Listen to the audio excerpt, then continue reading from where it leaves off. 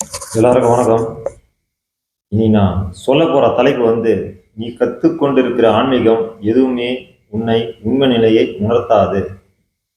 உன்னை மதிமயக்கி அடிமையா வச்சிருக்குமே தவிர, நீ கத்துக்கிற ஆன்மீகம் இப்ப இருக்கிற சூழ்நிலையில் நீ கத்துக்கிற ஆன்மீகம் எதுவுமே உன்னை உண்மையை உணர்த்தாது. எல்லாமே உன்னை அடிமையா தான் வச்சிருக்கும். ஏன்னா ஆன்மீகம் என்பது உன் மரணத்துக்கு அப்பால் நடக்கிற விஷயத்த தெரிஞ்சு கொள்வது தான் ஆன்மீகம். அதுக்கு மரண யோகன்ற ஒரு பயிற்சி இருக்கு. அந்த பயிற்சி பண்ணாதான் உன்னால உண்மையான அந்த ஆன்மீகத்தையே புரிஞ்சுக்க முடியுமே தவிர, இந்த டிராமா பண்ற கதையை வச்சுக்கின்னு இந்த கண்ணை தியானம் பண்றது, இந்த கண்ணத்தை தியானம் பண்றது, இதெல்லாம் உன்னால உண்மையை புரிஞ்சிக்க முடியாது. உன் காற்றை பூஜ்ஜியமாகணும். அதாவது உன்னோட சுவாசத்தையே உன்னுக்குள்ள நிறுத்தி அந்த காற்றையே பூஜ்ஜியமாகணும். இதுக்கு பேர் தான் காக பூஜைன்றது பேரும் வச்சிருக்கிறாங்க அவரு. புரியுதுங்களா? காக பூஜைன்ற பேர்னா என்ன அர்த்தம்னா, காற்றை பூஜ்ஜியமாக்கிய பேர் தான் காக பூஜைன்ற. அந்த அளவுக்கு போனாதான் உன்னோட ஆன்மீகம் நானே உனக்கு புரியும்.